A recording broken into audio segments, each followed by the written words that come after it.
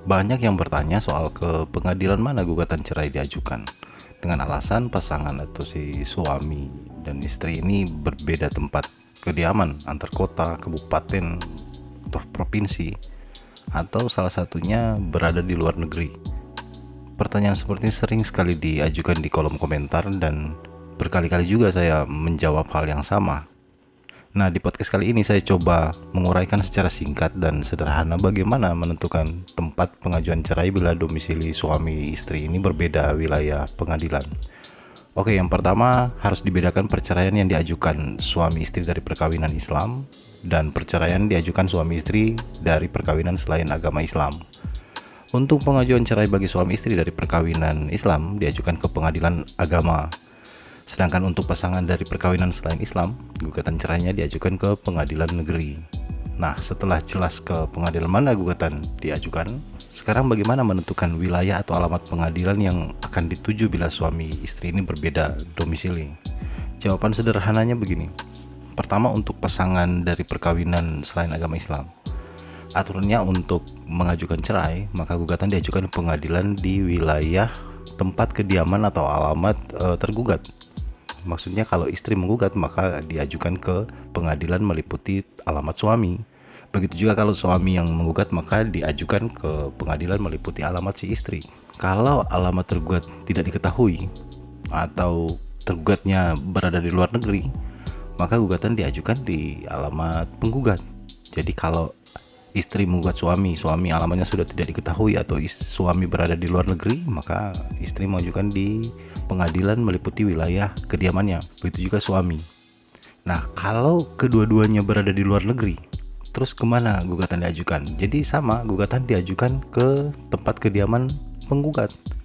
Lah, penggugat kan di luar negeri juga. Nah, bagaimana? Jadi karena warga negara Indonesia tentu punya KTP. Jadi alamat dapat ditentukan sesuai KTP si penggugat yang di Indonesia.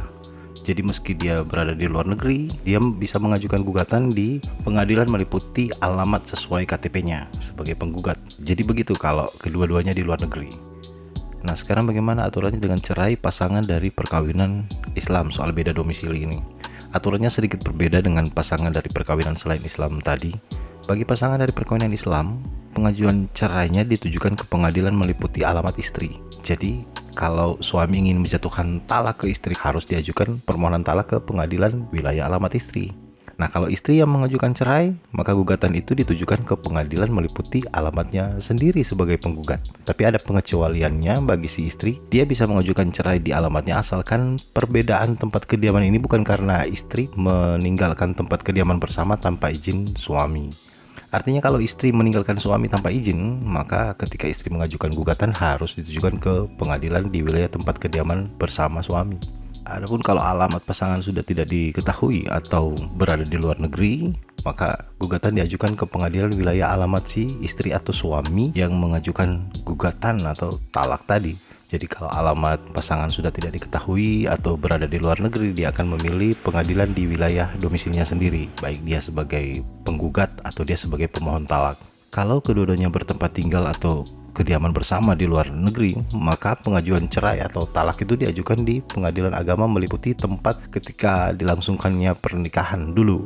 Jadi kalau dua-duanya di luar negeri, gugatan diajukan ke pengadilan meliputi wilayah tempat waktu mereka menikah atau ke pengadilan agama Jakarta Pusat. Jadi begitu untuk cerai dari perkawinan yang Islam. Jadi begitu singkatnya cara menentukan wilayah pengadilan dalam mengajukan cerai bila pasangan suami istri ini berbeda wilayah pengadilan. Oke, itu saja video kali ini. Tetap sehat, jangan sampai bercerai. Sampai ketemu di video berikutnya. Salam.